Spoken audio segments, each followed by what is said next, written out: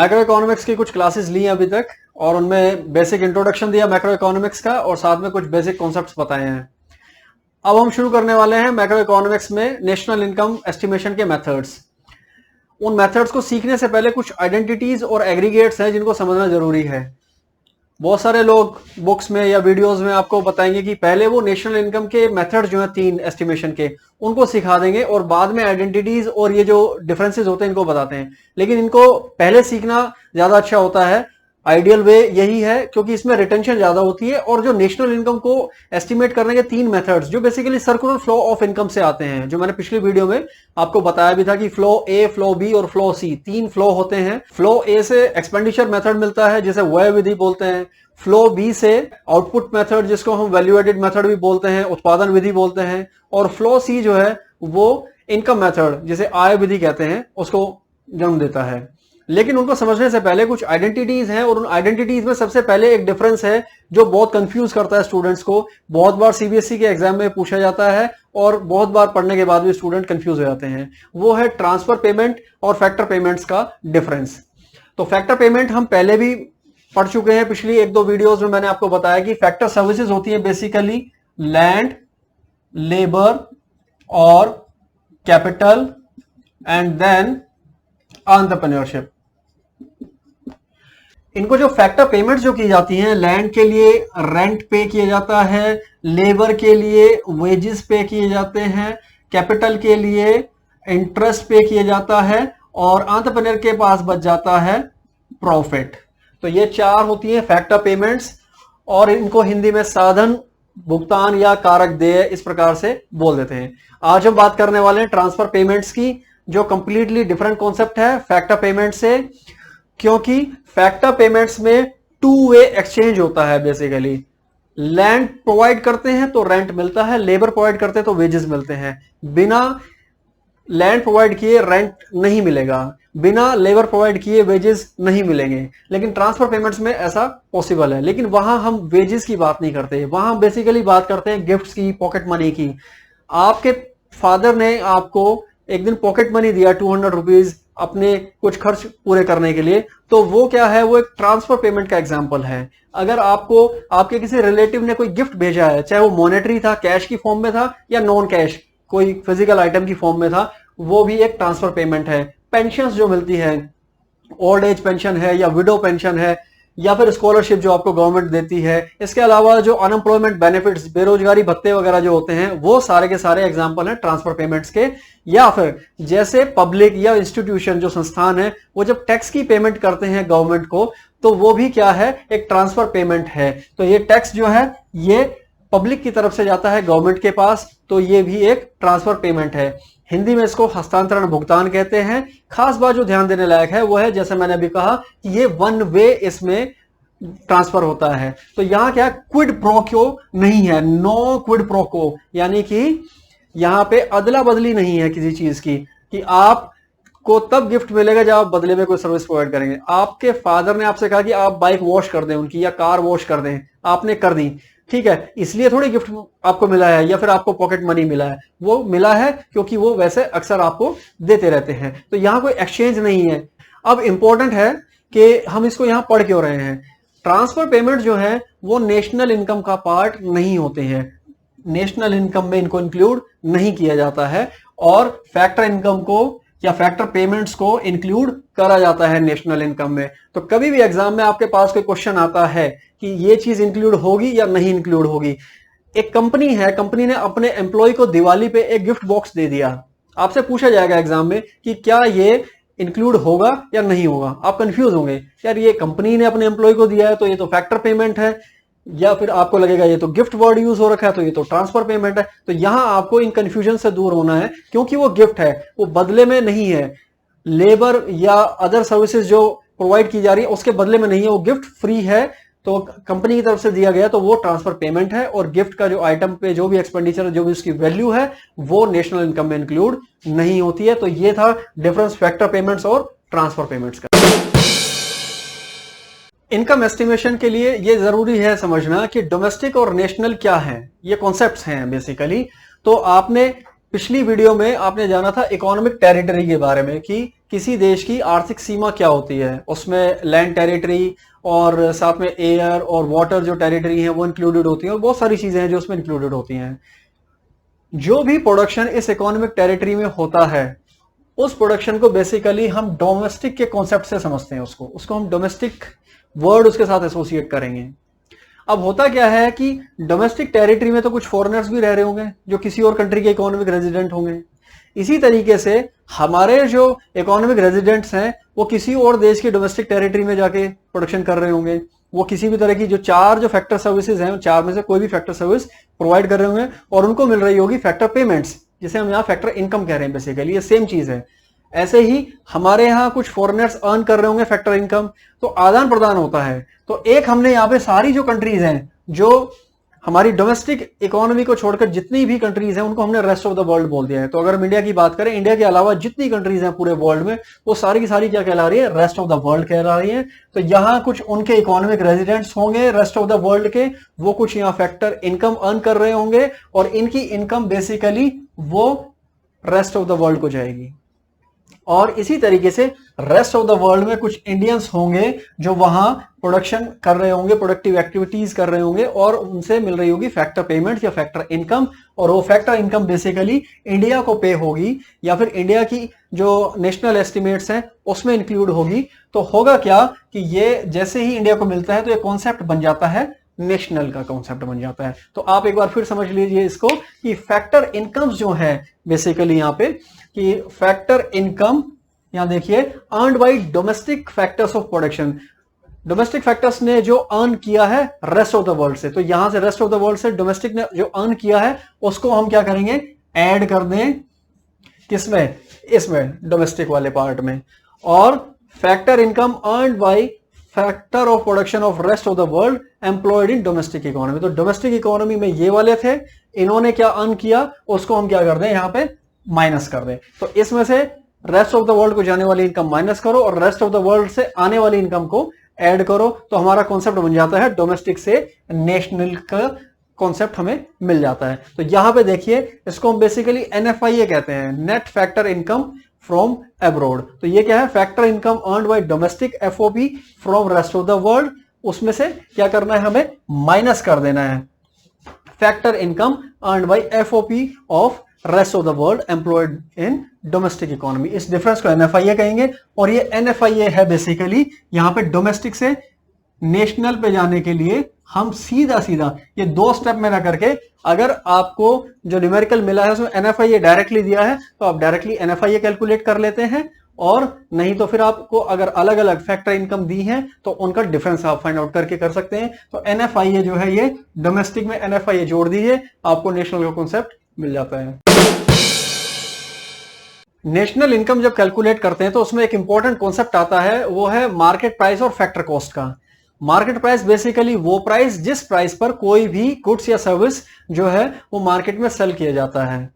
Factors का जो cost है वो है क्या, बेसिकली जितने फैक्टर्स ऑफ प्रोडक्शन हैं, चार फैक्टर ऑफ प्रोडक्शन को जो फैक्टर पेमेंट की गई उन सबको ऐड कर दो तो फैक्टर कॉस्ट आ जाती है। लेकिन होता क्या है कि कोई भी फर्म या इंडस्ट्री या सेक्टर जब प्रोडक्शन करता है गुड्स एंड सर्विसेज का, तो उसके बाद गवर्नमेंट उसके ऊपर लगाती है टैक्स।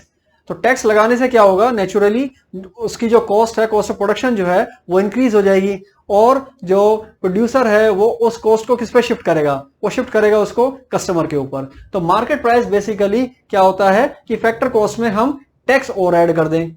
लेकिन साथ ही साथ ये पॉसिबिलिटी होती है कि गवर्नमेंट सब्सिडी भी प्रोवाइड कर सकती है, सब्सिडी जिसे हम हिंदी में उपदान कहते हैं। तो सब्सिडी अगर प्रोवाइड की गई है तो ऐसे में ये भी पॉसिबल है कि फैक्टर्स ऑफ प्रोडक्शन जो है उन पे आने वाली जो कॉस्ट है उससे भी कम लागत पे कोई चीज मार्केट में अवेलेबल हो जाए। एग्जांपल दे देते हैं आपको, इनडायरेक्ट टैक्सेस का एग्जांपल एक देखिए कि जब गवर्नमेंट इनडायरेक्ट टैक्स लगाती है किसी चीज पे तो कैसे चीज महंगी हो जाती है। पेट्रोलियम प्रोडक्ट्स जो है, पेट्रोल, डीजल, हमेशा ये कहा जाता है, आपने कई बार मीडिया में भी सुना होगा कि अगर हमारी कंट्री में पेट्रोल के ऊपर लगने वाले जो डिफरेंट टैक्सेस हैं उनको गवर्नमेंट घटा दे तो पेट्रोल की कीमत जो आज 80 रुपए लीटर के करीब है वो घट के हो सकता है 40 रुपए लीटर में लोगों को मिलना शुरू हो जाए। तो दैट मीन्स कि जो एक्चुअल कॉस्ट है पेट्रोल की उसके ऊपर काफी टैक्स लग रहा है, जिसे हम इनडायरेक्ट टैक्स कहते हैं। आज की डेट में इनडायरेक्ट टैक्स का अगर मैं एग्जांपल दूं तो जीएसटी है, आप जीएसटी की जो मेरी वीडियो है उसको आप देख सकते हैं डिटेल में कि GST different different goods and services पे कैसे लागू होता है। हालांकि मैं आपको यहां याद दिला दूं कि पेट्रोल प्रोडक्ट्स जो है इन पे अभी भी एक्साइज ड्यूटी लग रही है, पेट्रोल प्रोडक्ट्स पे, और जो आपका लिकर है, जो अल्कोहल जैसे कहते हैं, इन पे अभी भी एक्साइज ड्यूटी लगती है, लेकिन वो भी एक इनडायरेक्ट टैक्स ही है। तो इनडायरेक्ट टैक्स इंप्लीमेंट होने से या अप्लाई होने से क्या होता है, कोई चीज महंगी हो जाती है। और सब्सिडी जैसे कि डोमेस्टिक गैस जो है, डोमेस्टिक सिलेंडर जो होता है गैस का, एलपीजी का सिलेंडर, वो आपने देखा होगा उसके दो तरह के प्राइस होते हैं एलपीजी सिलेंडर के। एक क्या होता है सब्सिडाइज्ड, एक नॉन सब्सिडाइज्ड। सब्सिडाइज जो होता है वो सस्ता होता है, लोगों को सहायता या राहत पहुंचाने के लिए उसको सस्ता रखा जाता है, जबकि मार्केट में उसकी जो कॉस्ट है वो थोड़ी ज्यादा होती है। अगर मार्केट प्राइस पे उसको खरीदा जाएगा तो महंगा मिलेगा, लेकिन वहां पे क्या है, वो सब्सिडाइज रेट पे मिलता है। तो अब इस पे वापस आते हैं। तो फैक्टर कॉस्ट जो है बेसिकली क्या है, कॉस्ट ऑफ प्रोडक्शन है, जो कॉस्ट किससे आई, जो फैक्टर्स ऑफ प्रोडक्शन को पेमेंट की गई उससे आई है। उसमें हम क्या करें, नेट इनडायरेक्ट टैक्स को क्या कर दें, ऐड कर दें, तो हमें मिल जाता है क्या, मार्केट प्राइस का कॉन्सेप्ट मिल जाएगा। तो नेशनल इनकम का कोई भी एग्रीगेट, चाहे एनडीपी, जीडीपी, कुछ भी, एनएनपी, कोई भी जो कैलकुलेट करने वाले आ गए हम, उसमें बेसिकली अगर आपको कोई कॉन्सेप्ट दिया फैक्टर कॉस्ट पे, उसे आपको मार्केट प्राइस पे कन्वर्ट करना होगा। तो बेसिकली आपको क्या करना है, एनआईटी उसमें ऐड कर देना है। और एनआईटी कैसे आपको मिलेगा, एनआईटी मिलेगा आपको यहां से, एनआईटी मिल जाएगा आपको, जिसे हम नेट इनडायरेक्ट टैक्स कह रहे हैं, वो आपको मिलेगा। इनडायरेक्ट टैक्स में से आप घटा दें सब्सिडी को, तो इस तरीके से। तो अगर क्वेश्चन में डायरेक्टली एनआईटी की वैल्यू आपको दी है न्यूमेरिकल में, तो बहुत इजी है, आप सीधा फैक्टर कॉस्ट में एनआईटी को ऐड कर दें, आपको मिल जाएगा मार्केट प्राइस। अगर नहीं दी है वैल्यू तो आप क्या करेंगे, एनआईटी को पहले कैलकुलेट करेंगे, इनडायरेक्ट टैक्स में से सब्सिडी माइनस कर देंगे, या फिर डायरेक्टली आप कर सकते हैं कि फैक्टर कॉस्ट जो है इसमें यहां पे ऐड कर दे आईटी, इनडायरेक्ट टैक्स, और माइनस कर दें सब्सिडी।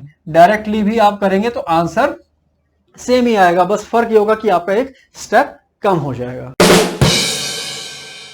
नेशनल इनकम के एस्टिमेशन में एक और कॉन्सेप्ट जो बहुत इंपॉर्टेंट है वो है ग्रॉस और नेट का कॉन्सेप्ट। मेरी पिछली वीडियो में मैंने आपको डेप्रिसिएशन के बारे में बताया था। डेप्रिसिएशन बेसिकली क्या है, loss in the value of capital goods, और वो लॉस किसकी वजह से, नॉर्मल वियर एंड टियर, जो बेसिकली जो डेली यूज जो किया जाता है मशीन्स को, उनकी वैल्यू में उसकी वजह डिक्रीज होता है, या फिर फोरसीन ऑब्सोलेसेंस होता है, किसी चीज का ट्रेंड से बाहर हो जाना या यूज से बाहर हो जाना। तो डेप्रिसिएशन की वैल्यू को कैलकुलेट करने का मेथड भी वहां बताया था मैंने आपको डेप्रिसिएशन को, लेकिन वहां हमने इन्वेस्टमेंट के कॉन्टेक्स्ट में पढ़ा था। ग्रॉस इन्वेस्टमेंट में से डेप्रिसिएशन को माइनस कर दो तो नेट इन्वेस्टमेंट हमें अचीव हो जाता था। लेकिन ग्रॉस और नेट का जो कॉन्टेक्स्ट है वो यूनिवर्सल है। यहां अगर आप देखें ग्रॉस, अगर हम नेशनल इनकम की बात करें तो उसके जो डिफरेंट डिफरेंट एग्रीगेट्स होंगे, सपोज नेशनल प्रोडक्ट अगर हम कैलकुलेट कर रहे हैं या डोमेस्टिक प्रोडक्ट कैलकुलेट कर रहे हैं, इसमें भी मार्केट प्राइस और फैक्टर कॉस्ट के अलग अलग दो कॉन्सेप्ट्स हो सकते हैं, तो इनके भी 4 डिफरेंट एग्रीगेट्स निकल करके आएंगे सामने। तो अगर ग्रॉस हमने वैल्यू कैलकुलेट करी है, उसमें से हम डेप्रिसिएशन की वैल्यू हम सब्ट्रैक्ट कर दें, so we get the net aggregate. तो नेट की वैल्यू हमें मिल जाएगी, अगर नेशनल प्रोडक्ट था तो हमें मिल जाएगा नेट नेशनल प्रोडक्ट, और अगर डोमेस्टिक प्रोडक्ट था तो हमें मिल जाएगा net domestic product. So basically GDP में से आप डेप्रिसिएशन माइनस कीजिए, यू गेट एनडीपी। जीएनपी में से आप डेप्रिसिएशन माइनस कीजिए, यू गेट एनएनपी। तो ये कुछ रिलेशंस हैं जो आपको स्टडी करने थे।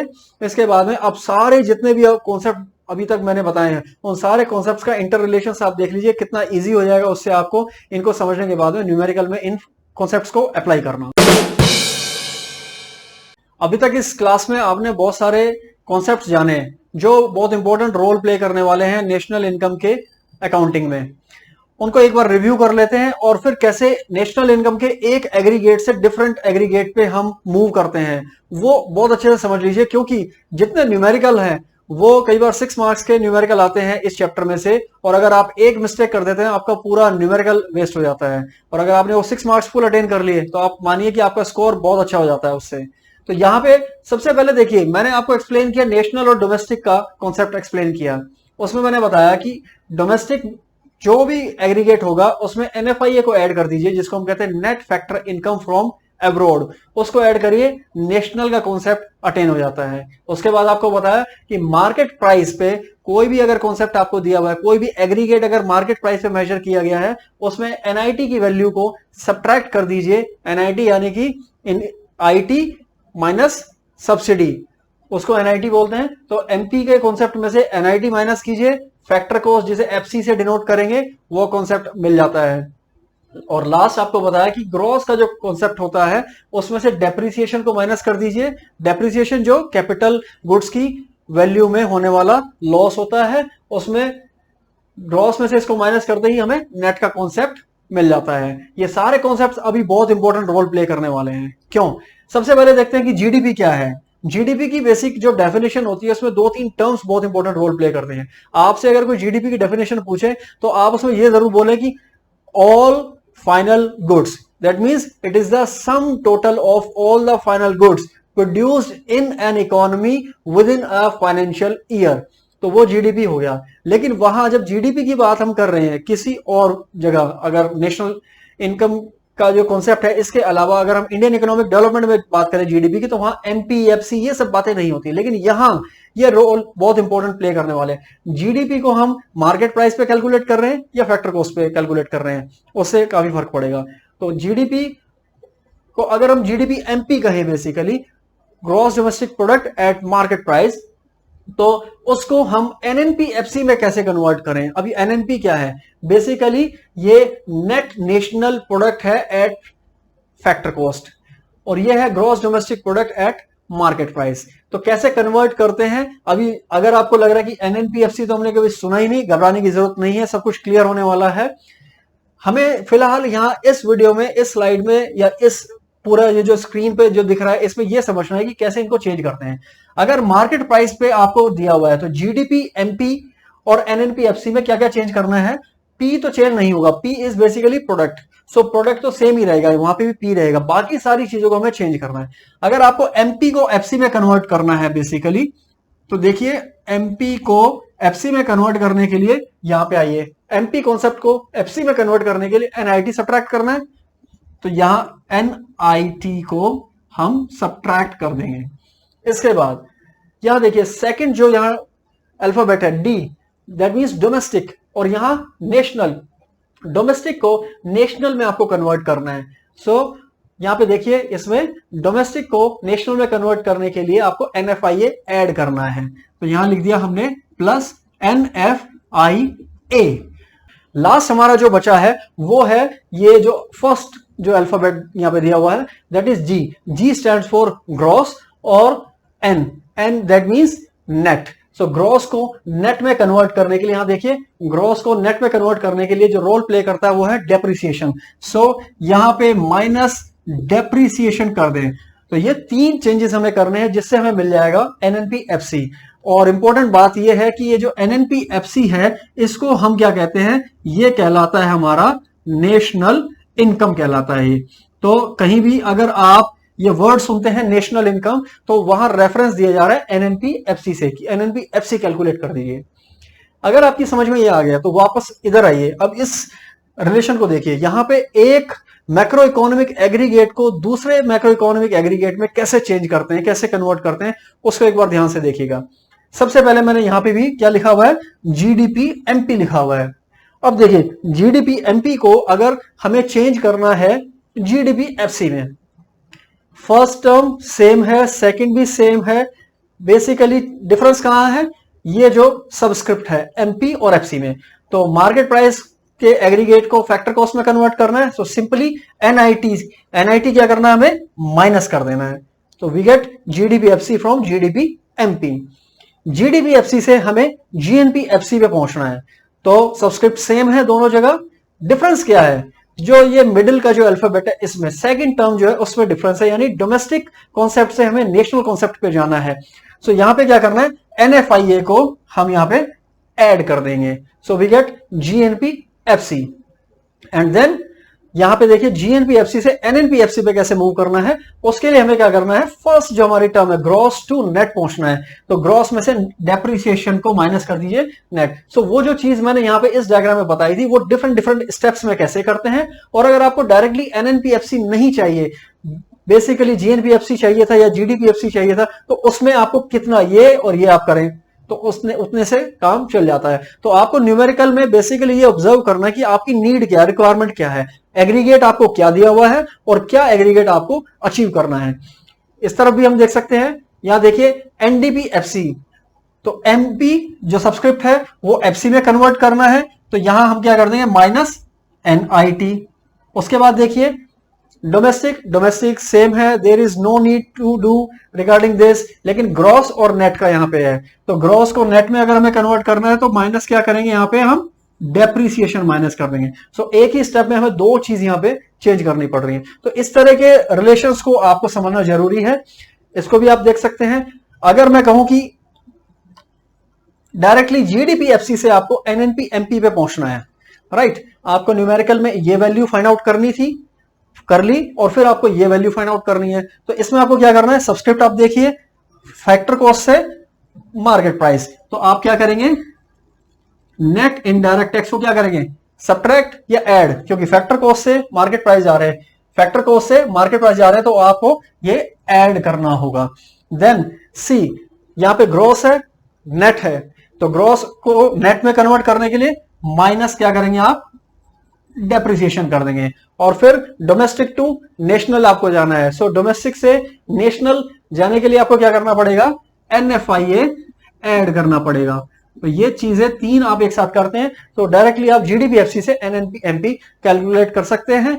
और इस तरीके से सारे जो 6 के 6 इकोनॉमिक एग्रीगेट्स हैं, मैक्रो इकोनॉमिक एग्रीगेट्स हैं, ये सारे आपको आई होप कि अब समझ में आए होंगे। और ये जितने कॉन्सेप्ट्स मैंने एक्सप्लेन करे इनको एक बार बुक में से पढ़ के रिवाइज जरूर कर लेना। थ्योरेटिकल कॉन्सेप्ट्स मैंने सारे समझा दिए, अब उनको अप्लाई कर लेते हैं कि कैसे न्यूमेरिकल में उनको यूज करना है नॉलेज को। यहाँ पे देखिए क्वेश्चन है कि एनडीपीएफसी और एनएनपीएफसी कैलकुलेट करना है for the given values. Values पे एक नजर डाल लेते हैं क्या क्या दिया हुआ है। यहाँ पे एक मैक्रो इकोनॉमिक एग्रीगेट जो दिया हुआ है वो है जीएनपी एमपी दिया हुआ है, तो दैट मीन्स बेसिकली हमें इसे कन्वर्ट करना है एनडीपीएफसी फाइंड आउट करने के लिए या फिर बाद में एनएनपीएफसी फाइंड आउट करने के लिए। तो यहाँ पे देखिए जीएनपी हमने सबसे पहले लिख लिया, उसके बाद अब एक एक करके हमें कन्वर्ट करना है। सबसे पहले हमें क्या चाहिए, यहाँ एनडीपीएफसी चाहिए, तो ग्रॉस को कन्वर्ट करना हमें नेट के कॉन्सेप्ट में कन्वर्ट करना है। तो उसके लिए हमने क्या करना है, एक एक चीज यहाँ माइनस करते चले जाएंगे। सो ग्रॉस को नेट में कन्वर्ट करने के लिए डेप्रिसिएशन माइनस करेंगे। फिर सेकेंड अल्फाबेट को देखिए, यहाँ नेशनल एग्रीगेट है, यहाँ डोमेस्टिक एग्रीगेट है। सो नेशनल के एग्रीगेट को डोमेस्टिक में कन्वर्ट करने के लिए हमें क्या करना है, एनएफआईए को बेसिकली यहाँ माइनस कर देंगे। और उसके बाद में ये मार्केट प्राइस को फैक्टर कॉस्ट में कन्वर्ट करना है, तो उसके लिए हमें क्या करना है, यहाँ पे एनआईटी की वैल्यू चाहिए, उसको माइनस करना था। लेकिन क्योंकि एनआईटी हमें यहाँ पे गिवन नहीं है इन वैल्यूज में, तो हम क्या करेंगे, एनआईटी क्योंकि बराबर होता है इनडायरेक्ट टैक्स माइनस सब्सिडी, और इनडायरेक्ट टैक्स बेसिकली यहाँ पे उसको इनडायरेक्ट टैक्स ना कह के यहाँ जीएसटी बोल दिया है, तो जीएसटी माइनस सब्सिडी हमें एनआईटी की वैल्यू देगा। तो ब्रैकेट में इसलिए मैंने ये क्या किया, यहाँ एनआईटी की वैल्यू को कैलकुलेट किया है।